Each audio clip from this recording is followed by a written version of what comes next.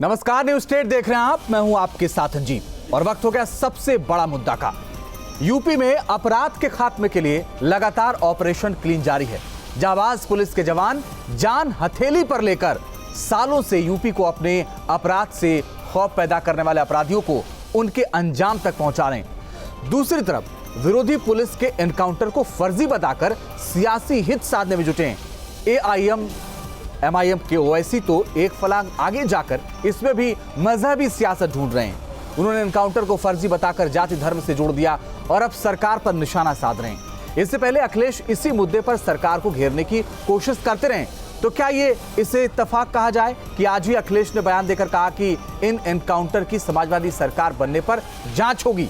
तो क्या दोनों पार्टियां मुस्लिम वोट बैंक को साधने के लिए किसी हद तक जा सकते हैं? यानी दुर्दांत अपराधियों की अब जाति मजहब बताकर उस पर ओछी राजनीति की जाएगी? आज चर्चा इसी पर, लेकिन पहले आपको एक रिपोर्ट दिखाते हैं।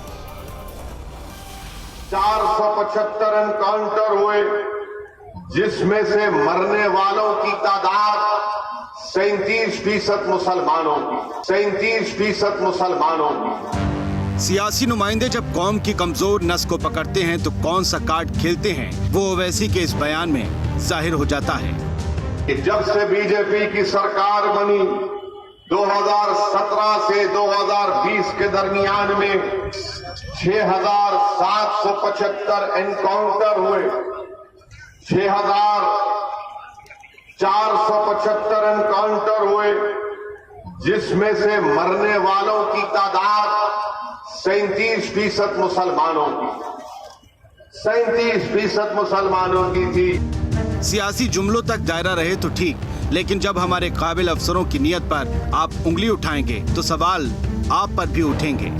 भारत का विभाजन करने वाले ओवैसी के पूर्वज और आज ओवैसी जिस तरह की भाषा का इस्तेमाल देश में करते हैं, उससे ये साफ जाहिर है कि अभी इनके मन में कोई और एक विभाजन की तस्वीर उभर कर सामने आती है।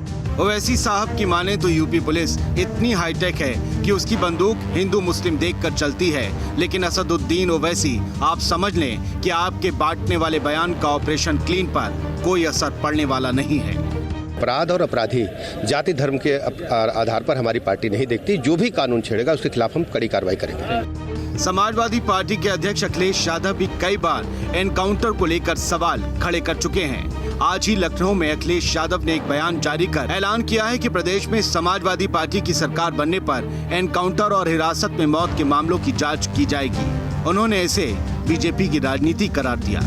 यूपी में नई जमीन तलाश रहे ओवैसी और खोए सिंहासन को पाने की जुगत में जुटे अखिलेश का पुलिस एनकाउंटर को लेकर योगी सरकार पर निशाना साधना क्या महज इत्तेफाक है, या फिर सियासी एनकाउंटर की आड़ में दोनों की बढ़ती नजदीकियां नए समीकरणों को साधने की कवायद है? Team news state. इस चर्चा को आगे बढ़ाएं उससे पहले यूपी के एडीजी येलो प्रशांत कुमार ने क्या कहा है यूपी एनकाउंटर पर, वो भी सुन लीजिए।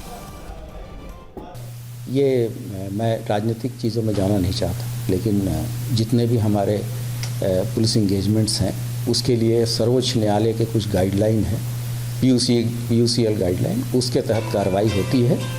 और अभी तक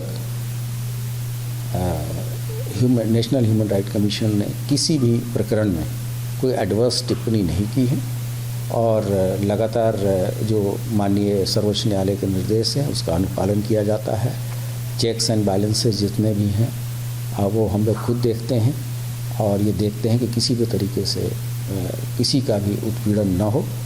और जब बदमाश पुलिस पर फायरिंग करता है, हमारे भी जवान शहीद हुए हैं और हज़ारों की संख्या में लोग घायल भी हुए हैं, तो किसी की जो हमारी जो गुड वर्क है या ऐसे लोग जो कि अपनी जान को जोखिम में डाल के देश की सेवा कर रहे हैं, उनके जो कॉन्स्टिट्यूशनल मशीनरी अगर कुछ नहीं कहता है तो ऐसी बातों को करके उनकी बहादुरी को छोटा नहीं करना चाहिए। और इसी पर बात करने के लिए मेरे साथ एमसी द्विवेदी साहब जुड़ रहे हैं, पूर्व डीजीपी उत्तर प्रदेश। इसके अलावा अजमल खान साहब मेरे साथ जुड़ रहे, प्रवक्ता हैं एआईएम एमआईएम के। और मनीष शुक्ला जी मेरे साथ जुड़ रहे हैं, प्रदेश प्रवक्ता भारतीय जनता पार्टी। सैफ खान साहब जुड़ गए हैं, कांग्रेस का पक्ष रखेंगे। और केएन पांडे साहब जुड़ गए हैं, समाजवादी पार्टी का पक्ष रखेंगे। आप सभी का बहुत बहुत स्वागत है। सबसे पहला सवाल अजमल खान साहब आपसे, क्या ओवैसी अपराधियों के साथ खड़े हैं?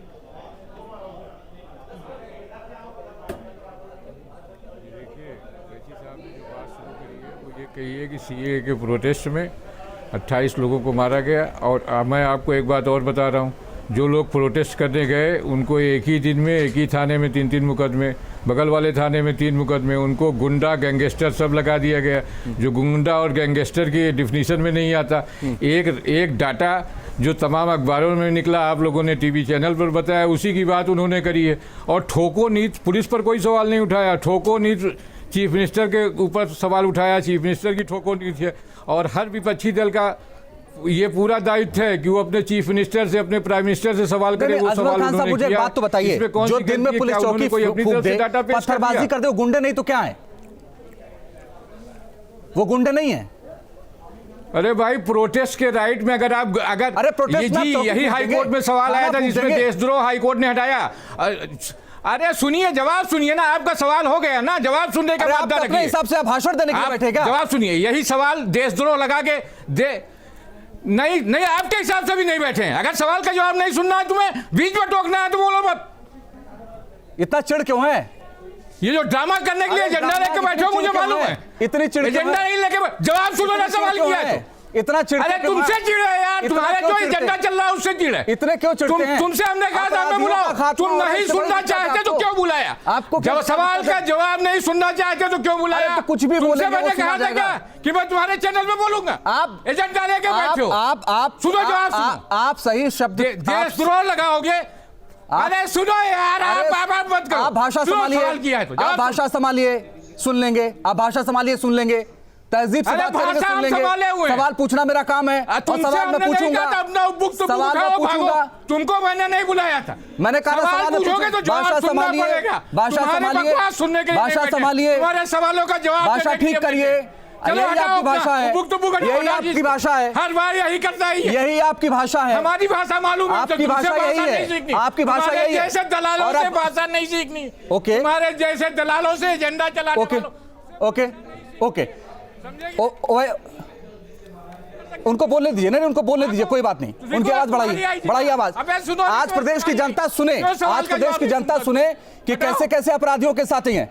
AIMIM की भाषा क्या है, अजमल खान को देखे, बल्कि इनको बड़ी तस्वीर में करके दिखाइए, इनको बड़ा करके दिखाइए। इनको पता, प्रदेश की जनता को ये पता चले कि इनकी मानसिकता क्या है। ये वकील हैं, ये वकील है पेशे से। इनकी भाषा देखिए, ये वकील है। अरे वकील है, इनकी भाषा देखिए, इनकी भाषा देखिए, इनकी भाषा है। बिल्कुल बता रहे हैं ना, देशद्रोह लगाया, हाई कोर्ट ने खत्म किया। अपराधियों के साथ खड़े हैं ना, अपराधियों के साथ खड़े हैं ना। यही आपका चाल चरित्र यही है, तुम्हारे दलाली के साथ खड़े हैं। मैं कह तो रहा हूँ यही है। हटाओ मैं इसको। नहीं, यही है तुम्हारा चेहरा। मनीष जी, भाषा सुनिए। अपराधियों के खात्मे पर कितना दर्द होता है ऐसों को, ऐसों को कितना दर्द होता है। मनीष जी, ऐसे काम क्यों करते हैं आप? बोलिए। 2017 में भारतीय जनता पार्टी की सरकार इस वादे के साथ बनी थी कि प्रदेश की जनता को हम क्राइम फ्री और करप्शन फ्री उत्तर प्रदेश देंगे। और उत्तर प्रदेश में योगी आदित्यनाथ की सरकार अपराधियों, माफियाओं पर कानून का बुलडोजर चला रही है। और हमने कभी भी जाति और धर्म का चश्मा नहीं लगाया। लेकिन ओवैसी साहब से मेरा सवाल है, उनके जो प्रवक्ता है उनसे सवाल है कि 37% आपने गिन लिया कि वो अपराधियों में 37% मुसलमान है। आखिर ये परसेंटेज बता के आप किस धर्म को लांछित करना चाहते हैं, किस कौम को लांछित करना चाहते हैं? आप क्या बताना चाहते हैं कि 18% वाले मुसलमान अपराध में उनकी हिस्सेदारी 36% है? कल कोई खड़ा होगा, वो कहेगा कि राशन की दुकानों पे किसकी लाइनें सबसे ज्यादा है, हॉस्पिटल्स में किसकी लाइनें ज्यादा है, जो सरकार की सुविधाएं हैं, चाहे शौचालय हो, चाहे आवास हो, चाहे जनधन खाते हो, चाहे गैस सिलेंडर हो, उसमें किसकी हिस्सेदारी है? मुझे एक बात कहना है कि सुविधाओं में, योजनाओं में अजमल खान को दिखाइए, अपराध में जाति धर्म नहीं देखी जाती है। नहीं, उनको दिखता है, आप उनको बताइए वो कौन सा चश्मा लगा लें। उनको आप बताइए वो कौन सा चश्मा लगा, उन्हें दिखता है, उन्हें एनकाउंटर में भी जाति और धर्म दिखता है, उन्हें वो गुंडे नहीं दिखते हैं जो चौकियां फूकते हैं, उन्हें अपराधी नहीं दिखते जो पत्थरबाजी करते हैं। पूरे सवाल का जवाब सुन लिया करो, समझे कि नहीं? तुम्हें अकेले अपराधी दिखते हैं, मालूम है। चलो तमीज से बात करिए अजमल खान, आपकी पूरी बात सुनी जाएगी, हर वक्त आपकी बदतमीजी नहीं चलेगी। यहाँ पूरी तमीज से बात कर रहे हैं, अगर सवाल पूछा करो, सवाल पूछा गया उसका जवाब दीजिए, सवाल सही भाषा में जवाब दीजिए, समझे कि नहीं? सवाल का जवाब देते रहते हो, बीच में क्या कूदते रहते हो? अजमल खान, आपसे पूछ के सवाल नहीं पूछे जाएंगे, AIMIM से सवाल नहीं पूछे जाएंगे, और AIMIM के नेता हैं, सवाल तो कम से कम तहजीब दिखाइए, थोड़ी तमीज से बात करिए। सुनोगे तुम ही बताओगे हमें, तुम ही एक एंकर नहीं हो भाई। ये आपकी बदतमीजी यहाँ बर्दाश्त नहीं होगी ना, अगर भाषण चलने वाला है। ये आपका एजेंडा नहीं चलेगा अजमल खान, अरे हमने यहाँ एजेंडा नहीं चलेगा आपका। 20 बार अजमल खान, आपका कोई एजेंडा नहीं चलेगा अजमल खान, कोई एजेंडा नहीं चलेगा आपका। तुमको कभी नहीं बुलाया मैंने, आप यहाँ मुस्लिम युवाओं को बरगला नहीं पाएंगे, आप अपना एजेंडा नहीं चला पाएंगे, आप अपना भाषण नहीं दे पाएंगे, आपको बात तमीज और तहजीब से करनी पड़ेगी और सवाल का जवाब देना पड़ेगा। और अगर आप सवाल का जवाब देने की हिम्मत नहीं रखते हैं तो आप जा सकते हैं, मुझे कोई दिक्कत नहीं। अगर आप सवाल का जवाब नहीं देना चाहते आप जा सकते हैं, मुझे कोई दिक्कत नहीं। लेकिन अगर आप बात करेंगे, हमारे दर्शक हमारे लिए भगवान हैं, अगर आप तहजीब से बात करेंगे तो बात करिए, वरना चले जाइए। फिर कह रहा हूं आपसे, आप सही भाषा में बात करिए, आप सही भाषा में बात करिए, आप सही भाषा में बात करिए। बोले मनीष जी, बोले मनीष जी। भाषा इस्तेमाल ये अजमल जी के पार्टी के संस्कार है जो उनके भाषा से सामने आ रहे हैं। ये बताइए, इस उम्र में और वकालत जैसे जहीन पेशे होने के बाद इनके शब्द क्या है? तुम और क्या क्या बोल रहे हैं उसको रिपीट करना ठीक नहीं है, लेकिन इन्होंने दिखा दिया कि जैसे लोग के समर्थक है वैसी भाषा इनकी है। अरे भाई, तर्कों के आधार पे जवाब दीजिए। आप बताइए ना कि आखिर क्यों लांछित कर रहे हैं मुसलमानों को आप लोग? ये सेक्युलरिज्म का के जो चैंपियन बनने की होड़ उत्तर प्रदेश में कहीं कांग्रेस खड़ी होती है मुख्तार अंसारी के साथ। आज किरण पांडे साहब मुझे एक बात बताइए, किरण पांडे साहब मुझे एक बात बताइए, क्या महज संयोग है कि इधर ये जुबानी तहजीब भूल गए अजमल खान, उधर अखिलेश यादव कह रहे हैं एनकाउंटर की हम जांच कराएंगे, ओवैसी ने कहा 37, उन्होंने परसेंटेज भी गिना दिया, महजबी बता दिया। क्या हो रहा है उत्तर प्रदेश में? क्यों किरण पांडे साहब लखनऊ पहुंचना चाहते हैं आप हैदराबाद के रास्ते, हैदराबाद से समर्थन चाहते हैं? बोलिए। अंजीत साहब सवाल पूछे तो जवाब सुन लीजिए। अजमल साहब ने क्या कहा है अजमल साहब बताएंगे, लेकिन उत्तर प्रदेश के अंदर समाजवादी पार्टी के राष्ट्रीय अध्यक्ष और समाजवादी पार्टी के कार्यकर्ता और नेता जब जब उत्तर प्रदेश के अंदर फर्जी इनकाउंटर हुए हो, चाहे आजमगढ़ के अंदर हुए हो, चाहे मेरठ के अंदर हुए हो, तो हम लोगों ने सवाल खड़ा किया। फर्जी कैसे सर? मैं जानना चाहता हूं, मैं अपनी जानकारी बढ़ाना चाहता हूं कि उत्तर प्रदेश पांडे जी, मैं अपनी जानकारी बढ़ाना चाहता हूं, वो फर्जी कैसे? मैं आपको बता रहा हूं, बताइए सर। मैं एडीजे लॉ एंड ऑर्डर को मैं आपको बता रहा हूं जी, यही तो बात है, आप सुन तो लीजिए। बोलिए सर। मैं आपको बता, एडीजे लॉ एंड ऑर्डर साहब क्या कर रहे थे कि पुलिस का मनोबल तोड़ा जा रहा है। हाँ। हाथरस के अंदर एडीजे लॉ एंड ऑर्डर क्या कर रहे थे जब उस बिटिया के साथ जो जघन्य अपराध हुआ था? सर, मैं एडीजे लॉ एंड ऑर्डर ने कहा था उस बिटिया के साथ रेप नहीं हुआ, उसके पुख्ता प्रमाण है रेप नहीं हुए थे। वो कैसे फर्जी था मैं जानना चाहता हूं सर, मुझे कोई दिक्कत नहीं, आप सवाल उठाइए, विपक्ष में है, आपका सवाल उठाना वाजिब है सर, लेकिन कैसे ये भी तो बताइए ना। एडीजे लॉ एंड ऑर्डर मैं जो पूछ रहा हूं पहले, मैं एडीजे लॉ एंड ऑर्डर से पूछना चाहता हूं आपके माध्यम से कि जो आप आरोप लगा रहे थे कि बिटिया के साथ रेप नहीं हुआ, सीबीआई ने क्या कहा? सीबीआई ने आरोपियों को उसी रेप के आरोप में जेल भेजने का काम किया। यही तो उत्तर प्रदेश की पुलिस कर रही है, जो ठोको नीच चला रही है, यही तो कर रही है। कौन सा गलत कह दिया? इनकाउंटर की जांच तो होनी चाहिए। जो अपराधी कानपुर का मध्य प्रदेश के अंदर पकड़ा जाता है, पुलिस उसको पकड़ करके वहां से लाती है और इनकाउंटर कर देती है। सवाल तो खड़े होंगे, जांच भी होगी। चलिए केएल पांडे साहब, मैंने मुझे नहीं पता कि आप किस आधार पे कह रहे हैं, समय कम है इसलिए अगले मेहमान के पास जाऊंगा। सैफ खान साहब मुझे एक बात बताइए भाई, जब एडीजी ये लोग कह रहे हैं कि मानवाधिकार आयोग ने कोई बड़ी बात नहीं कही, सुप्रीम कोर्ट से हमें क्लीन चिट है, तो क्या आप जो विरोधी दल हैं उनसे साइन करवा के एनकाउंटर किए जाएं, उनसे परमिशन लेनी पड़ेगी अब पुलिस को?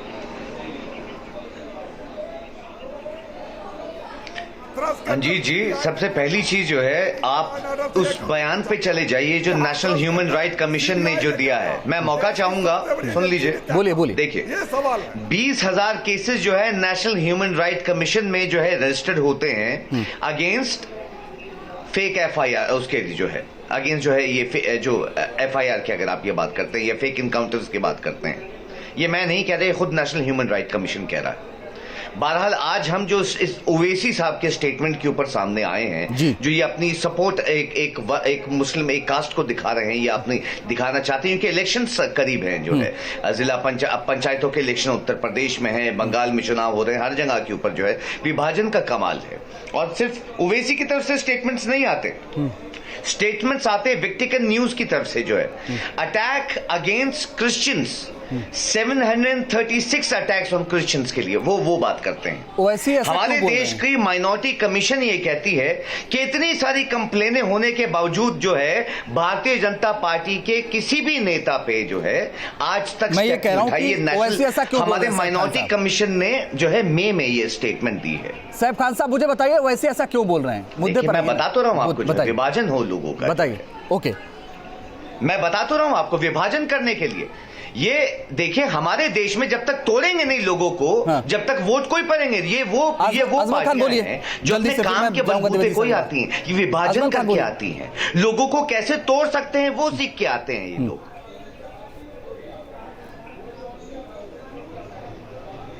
आज हमने पूरे देश में देखा तो है। चलिए मनीष जी, आप बोलिए, शायद उनको आवाज नहीं जा रही है। पीयू का रिपोर्ट बोले मनीष जी, बोलिए। देख लीजिए जो 41% जो है, मैं आपको जो है ये सब गवर्नमेंट के जो है आप बोले मनीष जी।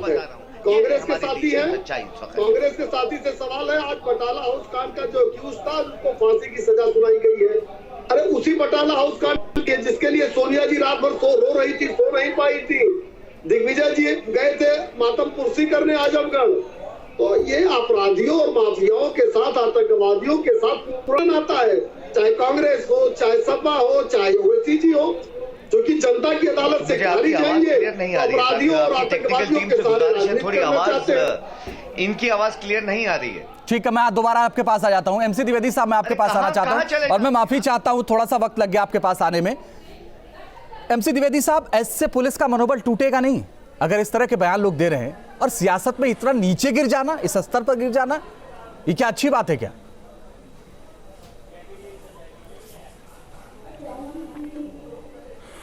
देखिए, अभी तक मैं समझाऊं कि 2 मुद्दे उठाए गए हैं जी। एक मुद्दा तो ये कि फेक एनकाउंटर हो रहे हैं और दूसरा ये कि मजहब विशेष के खिलाफ एनकाउंटर ज़्यादा हो रहे हैं। बिल्कुल सर। देखिए, जहाँ तक फेक एनकाउंटर की बात है, इस विषय में कोई ओपिनियन देना उचित नहीं होगा। इसमें हर केस अलग अलग एनकाउंटर का होता है और हर केस में जांच की जा सकती है। जांच का जो परिणाम हो उसके बाद ही कोई निश्चित निर्णय पर पहुंचा जा सकता है। तो इसलिए कोई जनरल ओपिनियन देने से कोई लाभ नहीं है। अभी तक जांचें हुई या जितनी हुई उनमें ADG लॉ एंड ऑर्डर ने जैसा कहा, उनमें कोई पुलिस के खिलाफ कोई विशेष बात नहीं कही गई। ये मैं समझता हूँ, ये उनका मतलब था। मैं समझता हूँ कि हमें उस पर विश्वास करना चाहिए। दूसरी बात यह है कि क्या मजहब विशेष के खिलाफ ज़्यादा एनकाउंटर हो रहे हैं? वैसे तो ये प्रश्न उठाया नहीं जाना चाहिए, क्योंकि जिनके खिलाफ एनकाउंटर हो रहे हैं या जिनके खिलाफ कार्रवाई हो रही है वो नॉन माफिया हैं, चाहे वो विकास दुबे हो और चाहे मुख्तार अंसारी हो। और अगर यही बात देखें तो बॉम्बे में हाजी मस्तान, दाऊद इब्राहिम, छोटा शकील, इकबाल मिर्ची, ज़्यादातर मज़हब के, एक ही मज़हब के लोग क्यों माफिया के सरदार रहे हैं या माफिया गैंग चलाते रहे हैं। तो ये बात, ये कहना कि वहाँ भी यही होता रहा, ऐसा नहीं है। अगर कोई मज़हब विशेष के लोग ज़्यादा माफियागिरी करेंगे और ज़्यादा क्राइम में इंडल्ज करेंगे तो उनके खिलाफ ज़्यादा कार्रवाई होगी, और वो हो रही है। मतलब जो केसेस हो रहे हैं जिनके खिलाफ, वो नॉन माफिया हैं और कोई ये नहीं कह रहा कि कोई इनोसेंट पर्सन के खिलाफ केस हो रहा है। अब वो सही ढंग से हो रहा, गलत हो रहा है, किया जा रहा है, ये अलग जांच का विषय है। तो मेरा ये विचार है कि एक तो धर्म की बात यहाँ आनी नहीं चाहिए थी, इलेक्शन में मनाही भी होती है, इलेक्शन के दौरान की मजहब की बात उठाई जाए, लेकिन अगर उठाई ही गई है तो ये बात स्वयं सोचना चाहिए कि बॉम्बे में ऐसा क्यों है कि एक ही धर्म के लोग ज़्यादा माफियागिरी के सरदार रहे हैं। ओके सर, अजमल खान साहब, अब आपको पता चला कि ऐसा क्यों हो रहा है? अब आपको पता चला ऐसा क्यों हो रहा है? मैं जाति और मजहब पे नहीं जाना चाहता, लेकिन मैं इतना जरूर आपसे कहना चाहता हूँ, इतना जरूर कहना चाह रहा हूँ कि कार्रवाई अपराधियों के खिलाफ हो रही है। हाँ सुनिए, हमसे मुझ मत कहिए, आप जवाब सुनिए ना। अरे यही आपकी दिक्कत है, जवाब बहुत सुनिए ना, दर्द है हमसे आपको, क्या पता नहीं क्यों अपराधियों के खिलाफ कार्रवाई हो रही है। स्टेटमेंट ऑन रिकॉर्ड छपा, अरे आपको जितना दर्द है अब आप फिर वही बातें कहलाएंगे। अपराधी की बात ही नहीं है। बात जो है एक चीफ मिनिस्टर ने कही ठोको नीति की बात, फ्लोर पे कही, और जो जितने इनकाउंटर हुए जो अखबारों में छपा है, जो हर जगह ऑन रिकॉर्ड है, उसमें जो परसेंटेज है वो बात कही। उसके अलावा सीए एनआरसी पे प्रोटेस्ट हुआ, देशद्रोह का मुकदमा लगा, हाई कोर्ट ने खत्म किया, तमाम दुनिया देश की और अदालतों ने उसको खत्म किया। एक ही मुकदमे के अंदर जितने लोग बैठे हैं, किसी से पूछ लीजिए कि गुंडा एक्ट, गैंगस्टर कैसे लग सकता है, कैसे लग सकता है गुंडा एक्ट और गैंगस्टर। 15 मिनट के लिए पुलिस हटा लो, देख लेंगे। शर्म नहीं आती ऐसे बयानों पर? वही लोग तो ऐसे बयान दे रहे हैं ना। एक बयान है ना, वही एक बयान 2012 का कोट करते हो, 1 दर्जन बयान 1992-93 से कोट करेंगे। पाकिस्तान, पान, आचा, पाचा, कब्रिस्तान, इस पे गिनाने लगेंगे, फिर आप भाषा की मर्यादा बताओगे। यहाँ रेप का विक्टिम, अरे सुनो भाई, रेप का जो अपराधी है, वो जिसको सजा हो चुकी है, वो मर्डर करता है, वो उन्नाव। लोग देखें आप अपनी भाषा क्या है। जो नहीं, मनीष जी जवाब दीजिए जल्दी से। सवाल के जवाब में बीच मनीष जी जल्दी से जवाब दीजिए। देखिए उत्तर प्रदेश, मैं बात को खत्म करूंगा 2 मिनट में। देखिए उत्तर प्रदेश में जो अपराधियों के खिलाफ, बोले कितनी जल्दी से, समय कम है, 20 सेकंड है बस, बोलिए। वो प्रतिशत देखकर नहीं की जा रही है। प्रतिशत कुछ घट भी जाए चाहे बढ़ भी जाए, अपराधियों माफियाओं के खिलाफ कार्रवाई जारी रहेगी। और एक सवाल मेरा डीजीपी साहब से था, मनीष जी ये नहीं बता पाए। सर सवाल पूछने का काम मेरा है, क्यों आप बार-बार हर बार सवाल पूछते हैं? सवाल मुझे पूछने दीजिए ना, आपका काम जवाब देने का है सर। खिलाफ कार्रवाई क्यों? कीर्ति पांडे जी क्यों भूल जाते हैं? उनके खिलाफ कार्रवाई क्यों? आपका काम सवाल पूछना नहीं है, सवाल पूछना काम मेरा है। कौन जवाब देगा? आप जवाब नहीं दे रहे हैं। आपसे सवाल पूछा जाता है, आप फिर सवाल पूछने लगते हैं। नहीं, सवाल पूछना मेरा भी काम है। चले, बहुत बहुत शुक्रिया, बहुत बहुत शुक्रिया। क्योंकि भारतीय जनता मेरे पास वक्त इतना ही था। आप सबका बहुत बहुत शुक्रिया हमारे साथ जुड़ने के लिए, इस चर्चा में शामिल होने के लिए। सबसे बड़ा मुद्दा में फिलहाल के लिए बस इतना ही। रुकना कुछ ही पलों के लिए, आगे भी जारी है खबरों का सिलसिला।